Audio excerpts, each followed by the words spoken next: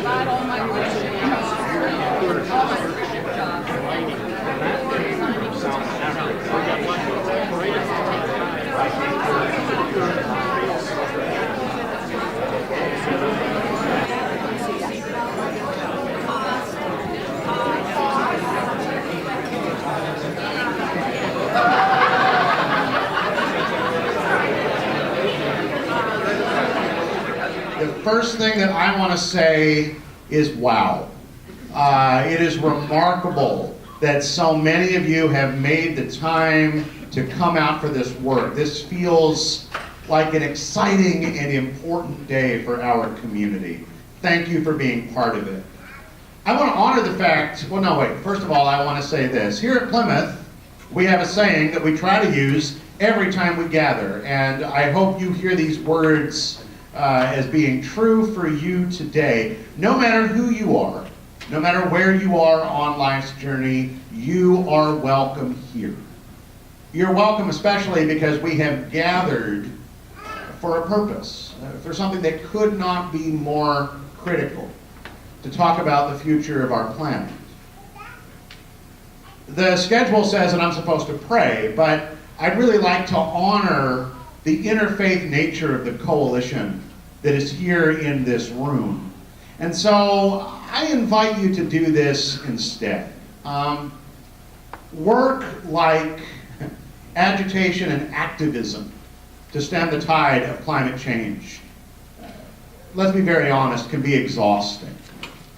Every now and then there are days like today when you get to gather in a room of like-minded people and draw strength from their strength. But too many times it can feel overwhelming. I once heard a wise clergy colleague suggest that burnout does not come from overwork. That burnout isn't really about the number of hours we put in. Burnout begins when we lose touch with our why, with the reason why we do what we do, when we lose sight of our purpose. So here's what I want to invite you to do. Plant your feet on the floor. Sit up a little straighter. If closing your eyes helps you be more present, close your eyes. Take a deep breath in. Let a deep breath out. Another breath in. Another breath out. Why are you here? What resonates in your spirit? What calls to the deep places within you and brings you out on this cold Iowa morning? Do you remember? You can open your eyes. Friends, welcome to the work. We're glad that you're here. I do not know who I'm handing this microphone to.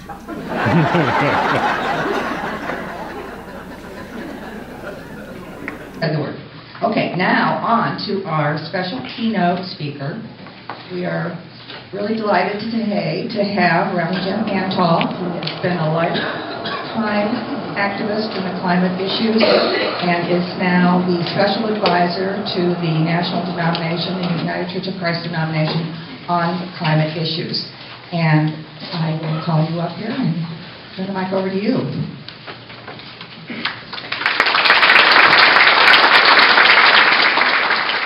This is really something. I've been talking about climate change to church circles for a long time, and I've never had an opportunity like we have today.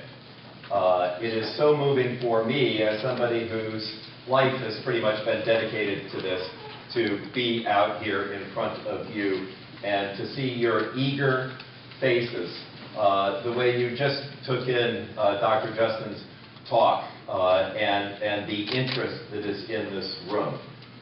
So I hope that by the end of my talk, which will include questions and answers, so don't be shy about asking hard questions, I hope that that you feel like, on a personal basis, you've learned a lot, and also that you've been motivated to take the action that God is calling you to take. There are copies of my book that are for sale back there if you're interested in that. I also have a website, jimantal.com, and you can kind of learn a lot there and also figure out what I'm up to and what I'm writing on. And also, I think you have a handout out on your tables. Those of you that are at tables. And it will give you a kind of an outline of what I'm going to be talking about in my presentation. Let me just finally say a personal note. I come from a family of scientists and engineers. Full confession, my father was the head chemical engineer for Mobil Oil. So we were talking about the Canadian tar sands in 1957. When my dad said it will never be the case that it will be economically feasible to take oil out of the tar sands, because before that we'll harness the wind. Before that we'll build out solar panels sufficient to make the age of oil yesteryear. That's what my dad said in the 50s. My brother became a scientist and became the world's leading expert on charcoal. He developed and patented ways to convert any organic waste to charcoal, which is quite a remarkable thing considering charcoal is used by so much of the world's population. So I don't know what happened to me. I went sideways. I went to college and I went in math and physics, and then I went sideways and went into philosophy of religion. I went to Yale in the PhD program on environmental ethics before it was a topic. And, but I'm a little dyslexic, so I couldn't do the French and German, and that's why I'm a minister. So let me begin by adding to a few things to what Justin said. Throughout the United States, record high temperatures have exceeded record low temperatures by a ratio of 20 to 1. These persistent high temperatures are wreaking havoc with our forests. Fire season is now over 78 days longer than it used to be, and in California, fire season is 12 months a year. The temperatures would be a lot hotter if it weren't for the oceans. Oceans absorb about 93% of the heat created by global warming. And we've just learned, this is recent research, that the oceans are warming 40% faster than we thought. As they absorb the CO2, the oceans are becoming more acidic at a frightening rate, in excess of any change the oceans have seen in 300 million years. As the oceans heat up, the water expands, the ice caps melt, and sea level rises. In Louisiana, the worst case scenario for human-caused sea level rise in their 2012 plan is now their best case scenario. It's happening everywhere. And while the Trump administration is infamous for denying climate change, get this, in case you missed it, last September, the Trump administration released a report justifying President Trump's decision to freeze car and truck fuel efficiency standards. That part's not surprising at all. You probably all do that. But what's shocking is that buried in this 500-page report is the recognition that human activity is causing climate change, and that by 2100 worldwide temperatures will increase 7 degrees Fahrenheit. I'm glad to discuss this more about how a report like that could be issued by the administration when everything we hear in public is the opposite. We also need to recognize that not since World War II have more human beings been at risk from disease and starvation than at this very moment. Climate change is the primary cause of droughts, which are increasingly rendering areas in Africa uninhabitable. And finally, biologists are now using the term biological annihilation. The sixth mass extinction in geologic history is now taking place as species are going extinct at a rate at least 100 times faster than was the case 70 years ago.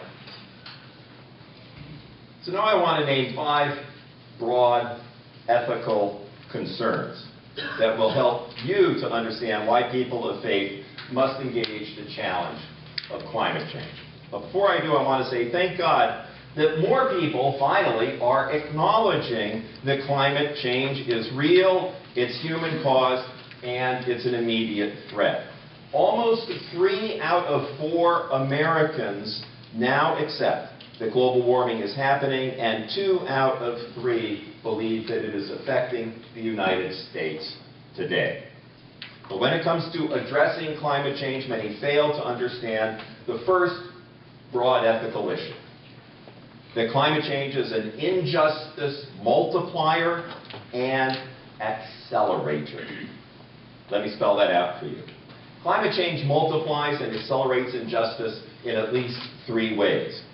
The first injustice is that climate change is hitting the poorest and people of color first and worst. It's the poorest people who live in areas that are most likely to flood, most prone to disease, most subject to droughts, heat waves, and the various diseases that are now spreading as a consequence of climate change. And here in America, in our inner cities, we have a health crisis that gets worse each summer. As the temperatures rise, more and more cases of asthma are disabling and killing children and elderly people of color. The second injustice is that those most affected by climate change did not cause it and are powerless to stop it. For example, the farmers in Africa who are losing their lands to drought have a carbon footprint that is 1/200th the carbon footprint of the average American. And the third injustice is that the people and institutions who actually caused and are causing climate change aren't paying for the reparations for the catastrophic consequences of the damage they have caused. Not only that, but here in the United States, I will not ask for a show of hands of how many of you already know this, we actually subsidize the fossil fuel companies to a tune of $25 billion a year. That's your tax dollars. So whatever injustice issue concerns you most, whatever justice issue concerns you most, climate change, it's making it worse. And that's why we can't regard climate change as just one of many justice issues. It's an injustice multiplier and an injustice accelerator. The second broad ethical concern associated with climate change is humanity's inadequate focus on and acceptance of intergenerational responsibility. I'll say more about that in a moment. The third broad ethical concern associated with climate change focuses on our relationship and our attitude toward nature. With the exception of indigenous cultures, humanity regards nature as a treasure trove for exploitation. And yet some signs of hope are already emerging. For example, New Zealand recently passed a law granting rights to a river system. Did anybody know that? Yeah. Isn't that something? Just let that sort of build in your soul. Nevertheless, our current understanding of capitalism is insufficiently comprehensive. We write off the destruction of nature as an economic externality. As Ta-Nehisi Coates points out in his book, Between the World and Me, over the past decades, we have enslaved the earth. Over the past 200 years, we have built the modern world by exploiting resources nature took 150 million years to create. This is no different than our exploitation of black bodies over the past many centuries. To me, it's unthinkable that the major world religions have developed over the past several thousand years in a way that seems to be okay with the notion of ownership of nature. If you're interested in talking about this more, I'd be glad to go back and forth on that in our Q&A time. A fourth broad ethical concern raised by climate change is the need for a new understanding of fiduciary accountability. Let's not forget that as people of faith, it's our forebears in the faith who introduced the notion of fiduciary and fiduciary responsibility. The word means to keep faith with. The current understanding of fiduciary allows the directors of companies to claim moral and legal high ground when all they do is maximize short-term monetary profit for their shareholders.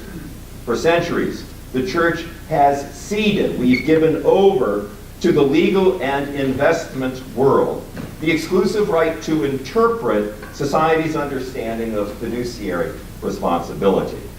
I believe that it's both crazy and criminal to think that an investment advisor has satisfied his or her fiduciary obligation by assuring maximum financial profit over the next quarter while ignoring the fact that the investment will end up wrecking the home of the investor.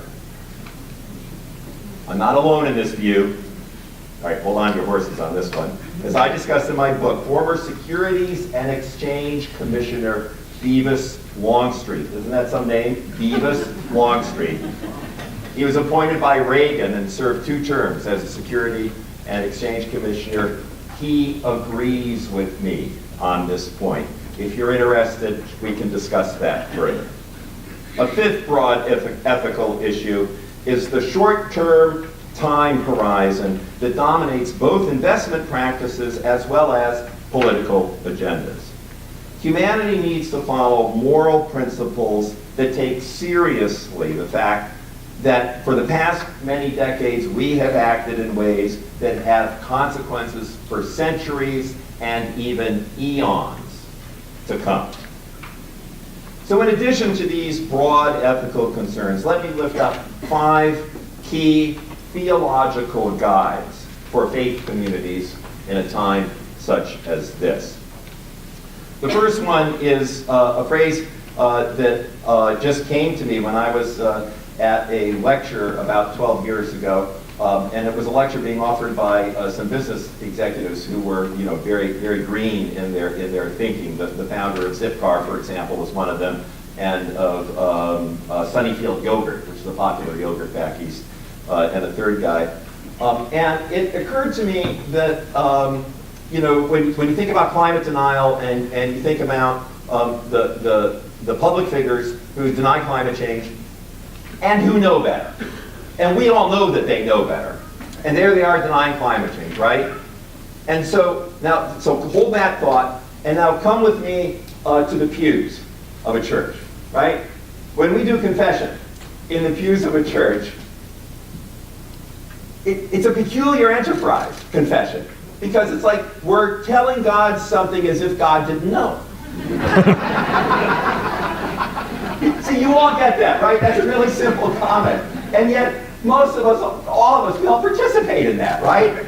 And so, the notion of externalities within economics is that there are aspects of the economy which we are choosing to keep external to our calculations. And so we can make all of our facts and figures and numbers come out just fine so long as we keep those things external.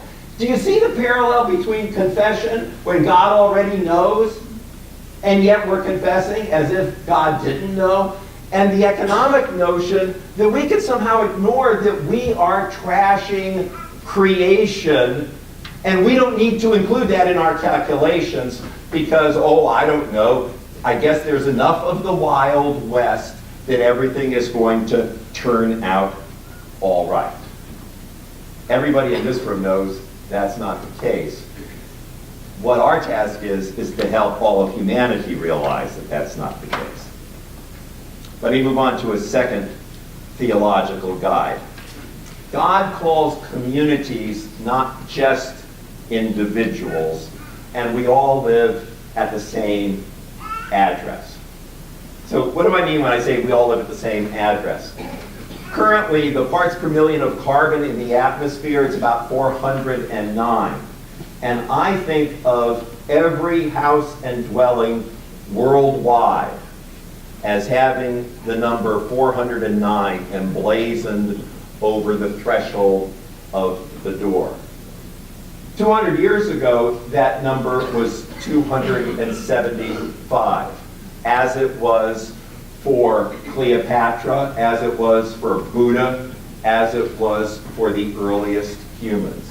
But in the past 200 years, we've gone from 225 parts per million of carbon in the atmosphere up to 409 parts per million. And if we were to stop all coal plants, stop driving internal combustion engine cars, produce our electricity from solar and wind, if we were to stop all of that because of some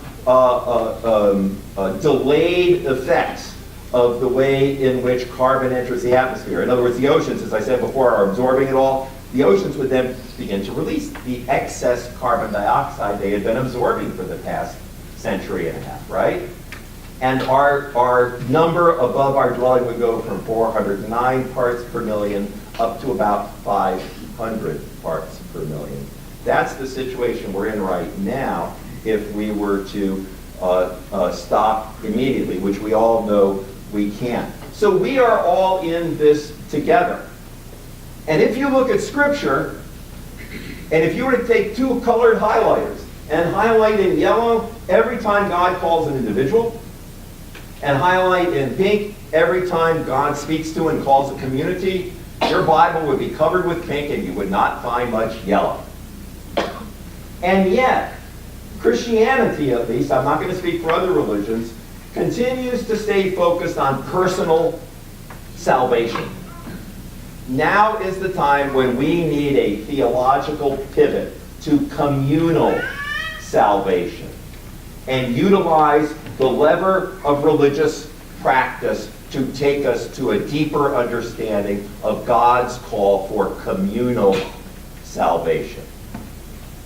My third theological guide is that the earth is the Lord's. Many of you will recognize that as Psalm 24, the beginning of Psalm 24. This relates to the public trust doctrine, and I want to briefly mention the case Juliana versus the United States, which is being brought in the 9th, I forget what district court it is out in Oregon. there's a group of 19 teenagers who, for the past 4 years, have brought suit against our federal government, saying that it is their constitutional right not to grow up in a planet wrecked by climate change. So that case has been blocked by the current administration 5 times. The Obama administration also sided with the oil companies and attempted to block that case 3 times.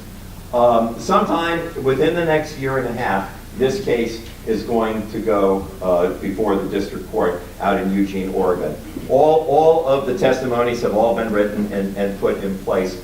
I have initiated a challenge within our denomination, the United Church of Christ, to have 1,000 sermons preached about our children's trust, and have the bulk of those sermons preached by teenagers. So I hope that something can happen not only in Plymouth, but in the other congregations that are represented here. Learn about our children's trust, that's what their website is, ourchildrenstrust.org, and realize that the earth is the Lord's, not ours, to wreck.